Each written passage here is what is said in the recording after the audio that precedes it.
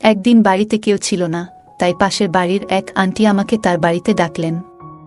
আমি ভাবলাম হয়তো তার কোনো কাজে সাহায্য দরকার, তাই আমি তার বাড়িতে গেলাম।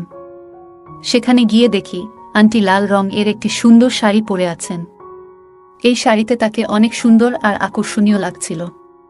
তিনি আমাকে তার ঘরের ভিতরে নিয়ে গেলেন। তিনি বললেন, আমার বাসায় কেউ নেই, তাই তোমার একটু সাহায্য দরকার। তোমাকে কিছু নতুন বিষয় শিখাবো। তার কথাগুলো শুনে আমি কিছুটা অবাক হলাম, কিন্তু পরে বুঝলাম তিনি আমাকে কিছু কাজে সাহায্য করতে বলছেন। দিনভর ভীষণ ক্লান্ত ছিলাম, তাই আন্টি আমাকে তার ঘরে বিশ্রাম নিতে বলল। বিছানায় শুয়ে পড়তেই আমি গভীর ঘুমে আচ্ছন্ন হয়ে গেলাম। সকালে ঘুম ভাঙতেই দেখলাম দীপ্তি আন্টি আমার পাশে শুয়ে আছে, তার হাত আমার বুকের উপর রাখা। এমন অবস্থায় তাকে দেখে আমি একটু দূরে সরে গেলাম। মনে হলো হয়তো রাতে ঠান্ডা লাগায় সে পাশেই এসে শুয়ে পড়েছে, আর ঘুমের ঘোরে আমি তা বুঝতেই পারিনি। যেই আমি উঠলাম, আন্টিরও ঘুম ভাঙল। তখন আমি তাকে বললাম, দীপ্তি আন্টি, তুমি আমার পাশে কেন শুয়েছিলে? দীপ্তি আন্টি জবাব দিল, আমি আসলে বাইরে সোফায় শুয়েছিলাম, কিন্তু রাতে খুব ঠান্ডা লাগছিল, তাই তোমার পাশে এসে শুয়ে পড়েছি। এই বলে আন্টি আমাকে, আমাদের নতুন বাড়ির নির্মাণ প্রায় শেষ হয়ে আসছিল, তাই আমি প্রায়ই সেটি দেখতে যেতাম। নতুন বাড়িটি আমাদের মূল বাড়ি থেকে প্রায় 15 কিলো দূরে ছিল। একদিন সেখানে কাজ দেখতে গিয়েছিলাম, তখন পাশের বাড়ির একজন আন্টি প্রায়ই আমাকে চা বা পানি খাওয়ার জন্য ডাকতেন। তার এই আন্তরিক আমন্ত্রণে একদিন আমি তার বাড়িতে গেলাম। সেই দিন তিনি আমার সাথে অনেক কথা বললেন এবং কিছু নতুন বিষয় আমার সাথে শেয়ার করলেন।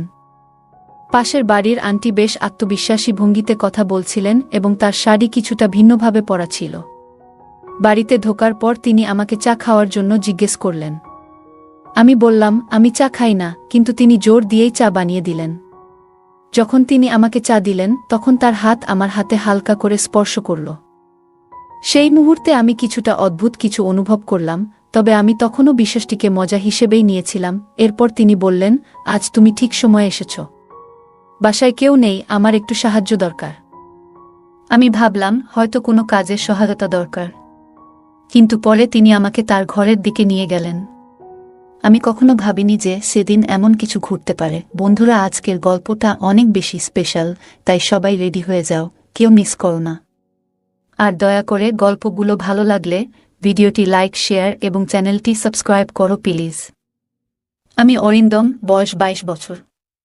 আমাদের পরিবারের আর্থিক অবস্থা খুব ভালো ছিল না, তবে কঠোর পরিশ্রম করে আমি বেশ কিছু টাকা সঞ্চয় করতে পেরেছিলাম। আমার স্বপ্ন ছিল বাবা মাকে ছোট বাড়ি থেকে বের করে বড় একটি বাড়িতে নিয়ে আসার। আমাদের নতুন বাড়ির নির্মাণ প্রায় শেষ হয়ে আসছিল, তাই আমি প্রায়ই সেখানে যেতাম। একদিন আমি লক্ষ্য করলাম সামনের বাড়ির একজন 32 বছরের মহিলা আমাকে দেখছেন। আমি আমার কাজে ব্যস্ত থাকতাম, তবে যখনই তাকাতাম দেখতাম তিনি আমাকে গভীরভাবে দেখছেন। একদিন তিনি হাতের ইশারায় আমাকে ডাকলেন। আমি তার কাছে গেলে তিনি হেসে বললেন, কি, নতুন বাড়িতে কবে উঠছ? তোমাদের বাড়ির কাজ কবে শেষ হবে? এভাবে আমাদের আলাপ শুরু হলো। তার নাম ছিল দীপ্তি। আমি প্রথমে তাকে আন্টি বলে সম্বোধন করেছিলাম। দীপ্তি আন্টি আমাকে প্রায়ই দেখতেন। তার বাড়ি আমাদের নতুন বাড়ির সামনেই ছিল, তবে খুবই সাধারণ একটা বাড়ি ছিল। তিনি সাধারণ জীবনযাপন করতেন এবং সবসময় শাড়ি পরতেন, যা তাকে আরও আকর্ষণীয় করে তুলত। যেহেতু কিছুদিন পর আমরাও ওই এলাকায় বসবাস করব, তাই মাঝে মধ্যে তার সাথে কথা হতো, তবে এর বেশি কিছুতে আমার আগ্রহ ছিল না। আমি 22 বছর বয়সী একজন তরুণ, আর দীপ্তি একজন 32 বছরের মহিলা। একদিন যখন আমাদের নতুন বাড়ির নির্মাণ কাজ চলছিল, আমি সেখানেই একটি চেয়ারে বসেছিলাম। ঠিক তখনই দীপ্তি আন্টি সন্ধ্যায় আমার জন্য 1 কাপ চা নিয়ে আসলেন। তিনি বললেন, সকালে থেকে দেখছি তুমি খুব মনোযোগ দিয়ে তোমার বাড়ির কাজ দেখছ। দীপ্তি আন্টির এই আন্তরিক আচরণে আমি মুগ্ধ হলাম, কারণ এমন ভালো প্রতিবেশী আমাদেরও প্রয়োজন ছিল। তার কথাবার্তা অনেক সুন্দর ছিল। আমার বাবা মা অনেক কঠিন সময় পার করেছেন এবং অনেক পরিশ্রম করে আমাকে পড়াশোনা করিয়েছেন। আমাদের পরিবারে আমি, আমার বাবা মা এবং আমার 15 বছর বয়সী ছোট ভাই ছিল। সম্প্রতি আমি আমার ছোট ভাইকে অন্য শহরের একটি কলেজে ভর্তি করিয়েছি এবং সে এখন সেখানে পড়াশোনা করছে। নতুন বাড়ির নির্মাণের বিষয়ে বাড়ির কারোই সঠিক ধারণা ছিল না। আমার পড়াশোনা শেষ হওয়ার পরপরই আমি একটি চাকরি শুরু করি। কিছু মাস চাকরি করার পর আমি নিজের ব্যবসা শুরু করি। অল্প সময়েই সেই ব্যবসায় ভালো লাভ হয়, যার কারণে আমি আজ এই বাড়িটি নির্মাণ করাতে সক্ষম হয়েছি। আমি আমার বাবা মায়ের জন্য খুবই খুশি ছিলাম, কারণ তারা অনেক কিছু সহ্য করেছেন আর আমার ভাইও ভালোভাবে পড়াশোনা করছিল। মাঝে মধ্যে আমি তার হোস্টেলে গিয়ে দেখা করতাম। একদিন আমি বাড়ির নির্মাণ কাজ দেখতে গেলাম, যাতে সব ঠিকঠাক চলছে কিনা তা নিশ্চিত করতে পারি। আমি যখন আমাদের নতুন বাড়ির নির্মাণ কাজ দেখতে গেলাম, তখন বুঝলাম কিছু জিনিস যা আমি বিদেশ থেকে অর্ডার করেছিলাম সেগুলো আসতে দেরি হচ্ছে, তাই বাড়ির কাজ শেষ হতে আরও কিছুটা সময় লাগবে। কাজের পরিস্থিতি দেখে আমি বাড়ি ফিরে যাওয়ার জন্য প্রস্তুতি নিচ্ছিলাম। তখন হঠাৎ লক্ষ্য করলাম আন্টি তার বাড়ির দরজায় দাঁড়িয়ে আমাকে দেখছেন। জানি না কেন তিনি সবসময় আমার দিকে অপলক দৃষ্টিতে তাকিয়ে থাকেন। যখন আমার চোখ তার দিকে পড়ল, তার দৃষ্টিতে যেন কিছুটা ভিন্নতা অনুভব করলাম। তার চেহারায় এমন কিছু ছিল যা আমার কাছে নতুন লাগছিল, কারণ আগে তাকে এমনভাবে দেখিনি। সে আমাকে হাত নাড়িয়ে ইশারা করল, আমিও তাকে হাত নাড়িয়ে সাড়া দিলাম এবং সেখান থেকে বেরিয়ে এলাম। দীপতি আন্টির এই আচরণে আমি কিছুটা অবাক হলাম, কারণ আমাদের মধ্যে খুব বেশি আলাপ পরিচয় ছিল না। তবুও তিনি এমনভাবে আচরণ করছিলেন যা আমার কাছে কিছুটা অদ্ভুত লাগছিল। মনে হচ্ছিল তিনি আমাকে অনেক আগে থেকেই চিনেন। আমি যখনই নতুন বাড়ির নির্মাণস্থলে যেতাম, দীপ্তি আন্টি আমার সাথে কথা না বলে থাকতে পারতেন না। প্রতিবারই তিনি আমাকে চা বা নাস্তার জন্য ডাকতেন, তবে আমি সবসময় কোনো না কোনো অজুহাতে তাকে এড়িয়ে যেতাম। কয়েকদিন পর একদিন আমি আবার বাড়ির কাজ দেখতে বেরোলাম। তখন হঠাৎ করে প্রবল বৃষ্টি শুরু হলো। বৃষ্টি এতটাই জোরে হচ্ছিল যে গাড়ি চালাতে সামনের কিছুই দেখতে পাচ্ছিলাম না। ধীরে ধীরে যখন আমি বাড়ির কাছে পৌঁছালাম, তখন দেখলাম একটি ভয়ানক দৃশ্য। বাড়ির একটি দেওয়াল বৃষ্টির পানিতে ধসে পড়ে গেছে। নির্মাণ কাজ এখনও অসমাপ্ত ছিল, তাই বৃষ্টির তীব্রতা সেই কাঁচা কাজটি সহ্য করতে পারেনি। এই ক্ষতি দেখে আমি খুবই হতাশ হয়ে পড়লাম। বৃষ্টির কারণে সেই সময়ের সব শ্রমিকও চলে গিয়েছিল। আমি কোনো আশ্রয় খুঁজতে বাড়ির একটি অংশের পেছনে দাঁড়ালাম। বৃষ্টি এতটাই তীব্র ছিল যে বাড়ি ফেরার জন্য অপেক্ষা করা ছাড়া আর কোনো উপায় ছিল না।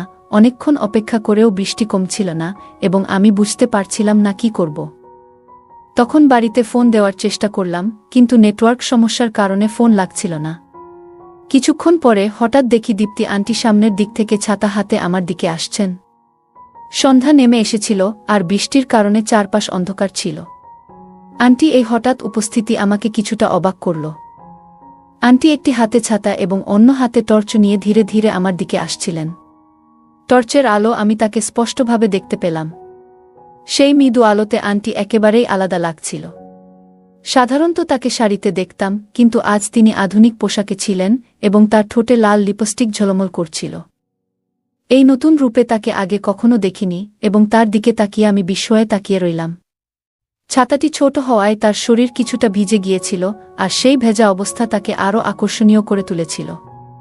তাকে দেখে আমার দৃষ্টি বদলে যেতে থাকল। এত সুন্দর কাউকে আমি আগে কখনো দেখিনি। আন্টি এসে আমার হাত ধরলেন এবং কিছু না বলেই আমাকে তার বাড়ির দিকে নিয়ে যেতে লাগলেন। আমি কিছু না বলে তার পেছনে পেছনে চলতে থাকলাম। তিনি সামনে ছিলেন আর আমি পেছনে। তার প্রতিটি ভঙ্গিমা আমাকে মুগ্ধ করছিল। আগে কখনোই কোনো নারীর প্রতি এমন অনুভূতি জন্মায়নি আমার। আজ যেন নিজের আবেগ সামলানো কঠিন হয়ে পড়ল। দীপ্তি আন্টির উপস্থিতি, তার সৌন্দর্য আর এই বৃষ্টি, সবকিছু একসঙ্গে মিলে আমার মনে অদ্ভুত একটা প্রভাব ফেলছিল। ঠিক তখনই দীপ্তি আন্টি হঠাৎ আমার দিকে তাকিয়ে বললেন, অরিন্দম, বৃষ্টির মধ্যে এভাবে কি করছো তুমি? এমন মুষলধারে বৃষ্টি হচ্ছে, এখানে থেমে থাকাটা কি ঠিক? আমি দীপ্তি আন্টিকে বললাম, আমি আসলে বৃষ্টি কমার অপেক্ষা করছি, কারণ বাড়ি ফিরে যেতে অনেক দেরি হয়ে যাবে। এত জোরে বৃষ্টি হচ্ছে যে এখানেই দাঁড়িয়ে থাকতে বাধ্য হচ্ছি। আন্টি হাসতে হাসতে বললেন, অরিন্দম, আমি তোমার প্রতিবেশী। তুমি আমার সাহায্য নিতে পারো। প্রতিবেশীরা যদি কঠিন সময়ে পাশে না থাকে, তবে কবে থাকবে? আমি মুচকি হেসে তার কথা শুনছিলাম। তিনি বললেন, এ বাড়িকে নিজেরই মনে করো। কথা বলতে বলতে আমি নিচের দিকে তাকিয়েছিলাম, তবে যখন তার দিকে তাকালাম, তার রূপ দেখে আমার মধ্যে অদ্ভুত অনুভূতি হল। দীপ্তি আন্টির সৌন্দর্য আমাকে মুগ্ধ করছিল। তবে আমি নিজেকে সামলে নিলাম, কারণ জানতাম আন্টির বিয়ে হয়েছে। তখন আমি তাকে বললাম, আন্টি, আপনার সাহায্যের জন্য ধন্যবাদ। আন্টি হাসতে হাসতে বললেন, আমাকে আন্টি বলো না, এবং ভবিষ্যতে যদি কখনো আমার কোনো সাহায্য লাগে, তুমি করবে তো? আমি মাথা নেড়ে সম্মতি জানালাম। বৃষ্টিতে ভিজে গিয়েছিলাম আর ঠান্ডায় কাঁপছিলাম। দীপ্তি তখন আমার দিকে এগিয়ে এসে আমার শার্ট খুলে দেওয়ার চেষ্টা করলেন এবং তার স্পর্শে আমার শরীরের মধ্যে এক অদ্ভুত অনুভূতি জেগে উঠল। সেই মুহূর্তটি আমাকে অবাক করছিল, তবে আমি নিজেকে নিয়ন্ত্রণে রাখার চেষ্টা করছিলাম। আমি তখন বেশ দোটানায় পড়ে গিয়েছিলাম, বুঝে উঠতে পারছিলাম না ঠিক কী করব। দীপ্তি আন্টির আচরণ কিছুটা অপ্রত্যাশিত মনে হচ্ছিল, বিশেষত তার স্পর্শে যেন একটা অদ্ভুত অনুভূতি হচ্ছিল। তবে আমি নিজেকে সামলে নিয়ে শান্তভাবে বললাম, আন্টি, দয়া করে একটু থামুন। আমার প্রশ্ন তোলার পর দীপ্তি আন্টি হেসে বললেন, অরিন্দম, কোনো চিন্তা করো না। তোমার জামাটা পুরো ভিজে গেছে, ঠান্ডা লেগে যেতে পারে। আমি তোমাকে আমার স্বামীর একটা শার্ট এনে দিচ্ছি, সেটা পরে নাও। আন্টি আমাকে সাহায্য করছিলেন, সবকিছু স্বাভাবিক ছিল যতক্ষণ না তিনি আমার শার্ট খোলার চেষ্টা করলেন। তখনই আমার মনে কিছুটা অস্বস্তি হল। আমি ধীরে ধীরে একপাশে সরে গিয়ে একটু দূরত্ব তৈরি করলাম। তিনি এরপর আরও কয়েকটা শার্ট নিয়ে এলেন, কিন্তু সেগুলোর কোনোটাই আমার গায়ে ঠিকমতো ফিট হচ্ছিল না। তখন আমি বিনয়ের সঙ্গে বললাম, আচ্ছা, আপনার কাছে যদি কোনো কাঁথা বা কম্বল থাকে সেটা দিলেই হবে। আন্টি আমাকে একটি কাঁথা এনে দিলেন এবং আমি সেটি নিয়ে তার বাড়ির সোফায় বসে পড়লাম। ঘড়ির দিকে তাকিয়ে দেখি রাত 11টা বেজে গেছে। বাড়ি ফেরার অনেক দেরি হয়ে গেছে। কিছুক্ষণ পর দীপ্তি আন্টি গরম স্যুপ নিয়ে এসে বললেন, অরিন্দম, এই স্যুপটা খেয়ে নাও, তোমার ভালো লাগবে। আমি তার হাত থেকে স্যুপ নিয়ে খেতে শুরু করলাম। মনিকার আতিথেয়তা আমার বেশ ভালো লাগছিল, আর স্যুপটা বেশ মজার ছিল। আমি সত্যিই জানতাম না যে প্রতিবেশী এতটা ভালো হতে পারেন। স্যুপ খেয়ে কিছুটা স্বস্তি অনুভব করছিলাম, কারণ তখন একটু ক্ষুধাও লেগেছিল। স্যুপ খাওয়ার সময় আন্টি আমার সামনে বসেছিলেন, আর আমার মন বারবার তার দিকে চলে যাচ্ছিল। তার সৌন্দর্য আমাকে একদম মুগ্ধ করে ফেলেছিল। এই সময়ে দীপ্তি বললেন, অরিন্দম, এখন তোমার বাড়ি যেতে অনেক দেরি হয়ে যাবে, তাই আজ রাতটা এখানেই থেকে যাও। আর কোনো চিন্তা করো না, আমি তোমার পুরো খেয়াল রাখব। দীপ্তি আন্টির প্রতিটি কথা আমার মনে মধুর মতো লাগছিল, কারণ তার কণ্ঠ ছিল এতটাই মিষ্টি। তাকে দেখে আমার মনে হচ্ছিল, যদি আমার স্ত্রীও এমনই হতেন। আমি বিয়ে করলে এমনি একজনকেই বিয়ে করব। এসব আমি মনে মনে ভাবছিলাম। আমি যখন নানা চিন্তায় ডুবেছিলাম, তখন দীপ্তি আন্টি আমার কাছে এসে দাঁড়ালেন। তিনি এক হাতে আমার কাঁধে আলতো করে স্পর্শ করলেন এবং অন্য হাতে আমার ভেজা চুলে হাত বুলিয়ে বললেন, তোমার চুলও বেশ ভিজে গেছে। তারপর চুলের পানি মুছে দিতে শুরু করলেন। তার আচরণ তখন বেশ স্বস্তিদায়ক লাগছিল, কিন্তু আমার মন একদিকে মনে করাচ্ছিল, তিনি একজন বিবাহিত মানুষ এবং আমাকে সাহায্য করছেন, তাই আমি এর কোনো ভিন্ন অর্থ বের করা ঠিক হবে না। আমি তার সাথে সম্মানের সাথে কথা বলছিলাম। আমি তাকে বললাম, তোমার বাসায় থাকাটা আমার কাছে ঠিক মনে হচ্ছে না, কিন্তু আজকের রাতটা থেকে যাব। তাছাড়া কোনো উপায় নেই। তবে ভোরেই বাড়ি ফিরে যাব। বৃষ্টি থামার নাম নিচ্ছিল না, আর সেই বৃষ্টি যেন আমাদের এই সাক্ষাতের মূল কারণ হয়ে উঠেছিল। আমি ভাবছিলাম যে এটা হয়তো দীপ্তি আন্টির দিক থেকে কিছুটা সাহায্য ছিল। তবে আমি জানতাম না যে রাতের সেই ঘটনার ফলে আমার জীবনে এক নতুন অভিজ্ঞতা হতে চলেছে। দিনভর ভীষণ ক্লান্ত ছিলাম, তাই দীপ্তি আমাকে তার ঘরে বিশ্রাম নিতে বলল। বিছানায় শুয়ে পড়তেই আমি গভীর ঘুমে আচ্ছন্ন হয়ে গেলাম। সকালে ঘুম ভাঙতেই দেখলাম দীপ্তি আন্টি আমার পাশে শুয়ে আছে, তার হাত আমার বুকের উপর রাখা। এমন অবস্থায় তাকে দেখে আমি একটু দূরে সরে গেলাম। মনে হলো হয়তো রাতে ঠান্ডা লাগায় সে পাশেই এসে শুয়ে পড়েছে। আর ঘুমের ঘোরে আমি তা বুঝতেই পারিনি। যেই আমি উঠলাম, দীপ্তি আন্টিও ঘুম ভাঙল। তখন আমি তাকে বললাম, আন্টি, তুমি আমার পাশে কেন শুয়েছিলে? দীপ্তি আন্টি জবাব দিল, আমি আসলে বাইরে সোফায় শুয়েছিলাম, কিন্তু রাতে খুব ঠান্ডা লাগছিল, তাই তোমার পাশে এসে শুয়ে পড়েছি। আমি তখন আমার শার্ট খুঁজতে লাগলাম, দেখি শার্টটা হোলে পড়ে আছে। শার্ট পরে আমি তাড়াতাড়ি তার ঘর থেকে বেরিয়ে পড়লাম এবং গাড়িতে উঠে বাড়ির দিকে রওনা দিলাম। বাড়িতে পৌঁছে মাকে জানালাম যে রাতে প্রচণ্ড বৃষ্টি হচ্ছিল, তাই নতুন বাড়ির হোলে থাকতে হয়েছিল। আমি কিছুক্ষণ থেমে গিয়েছিলাম স্নান করার জন্য। বাথরুমে গিয়ে যখন শার্ট খুললাম, তখন আয়নায় যা দেখলাম তাতে আমি পুরোপুরি হতবাক হয়ে গেলাম। ভালো করে তাকাতেই বুঝতে পারলাম আমার বুকে লিপস্টিকের দাগ। আমি কিছুতেই বুঝতে পারছিলাম না এটা কিভাবে হলো বা কখন ঘটল। অনেক প্রশ্ন আমার মাথায় ঘুরপাক খেতে লাগলো। আমি ভাবছিলাম হয়তো দীপ্তি আন্টি আমাকে যে স্যুপ খাইয়েছিল, তার কারণে আমি গভীর ঘুমে আচ্ছন্ন হয়ে পড়েছিলাম। সেই ঘুমের মধ্যে কি এমন কিছু ঘটেছে যা আমি টের পাইনি? রাতের সেই পরিবেশ কিছুটা উত্তেজনাপূর্ণ ছিল, তবে দীপতি বিবাহিত, তাই আমি নিজের মনকে নিয়ন্ত্রণে রেখেছিলাম। কিন্তু যে ঘটনা ঘটেছিল তা থেকে বোঝা যাচ্ছিল হয়তো দীপ্তি আন্টি মনেও একই ধরনের চিন্তা ছিল। তিনি হয়তো আমাকে নিয়ে ভাবতেন। সেই দিন আমার সব কাজ শেষ করলাম, কিন্তু সারাদিন ধরে দীপ্তি আন্টির কথা, আগের রাতের স্মৃতি বারবার মাথায় ঘুরতে লাগল।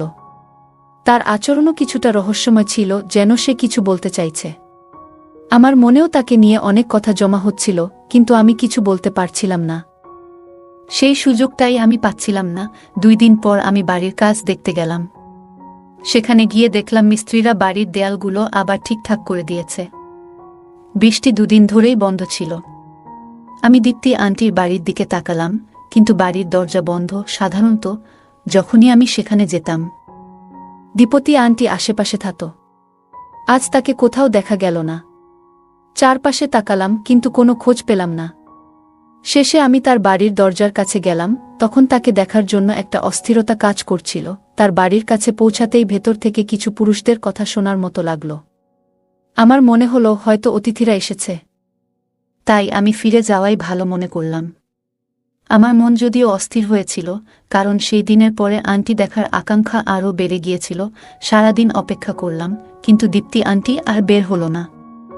সন্ধ্যার দিকে বাড়ি ফেরার পথে আমি আমার ভাই এর সঙ্গে দেখা করলাম। তাকে দেখে আমি অবাক হলাম, কারণ এ সময় তাকে এখানে দেখার কথা নয়। আমি গাড়ি থামিয়ে তার দিকে গেলাম। ভাই কিছুটা ভীত দেখাচ্ছিল। আমি জিজ্ঞাসা করলাম, তুমি এখানে কি করছো? তোমার তো এই সময় হোস্টেলে থাকার কথা ছিল, আর তুমি এখানে এসেছো সেটা বলেওনি। ভাই উত্তর দিল, ভাইয়া, সব বলবো, কিন্তু আগে বাড়ি চলো।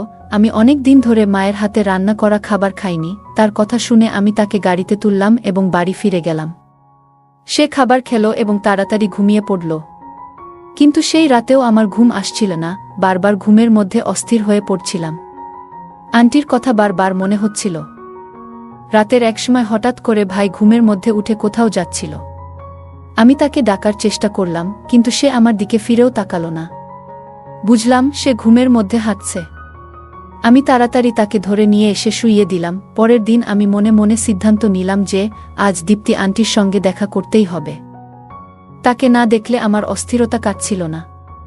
আমি আবারও সেই বাড়ির কাজে দেখতে গেলাম। কাজ কতটা এগিয়েছে তা দেখছিলাম। হঠাৎ করে দীপ্তি আন্টি এসে হাজির হল। আজ সে সাধারণ একটি শাড়ি পরেছিল, কিন্তু তাকে দেখে আমার মনে পড়ল আগের রাতের সেই স্মৃতি। শাড়িতে আজ আন্টিকে অসাধারণ লাগছিল। তার প্রতি আমার মুগ্ধতা বাড়ছিল। মনে মনে আমি তার ভাবনায় ডুবে যাচ্ছিলাম। ঠিক তখনই দীপ্তি আন্টি কথা বলতে শুরু করল, অরিন্দম, তোমার একটু সাহায্য চাই। তুমি কি আমার সঙ্গে যাবে? তার সাহায্যের কথায় আমি কিছু না ভেবেই রাজি হয়ে গেলাম। দীপ্তি আন্টি বলল, আমাদের বাইরে যেতে হবে। আমরা আমার স্কুটিতে যাব।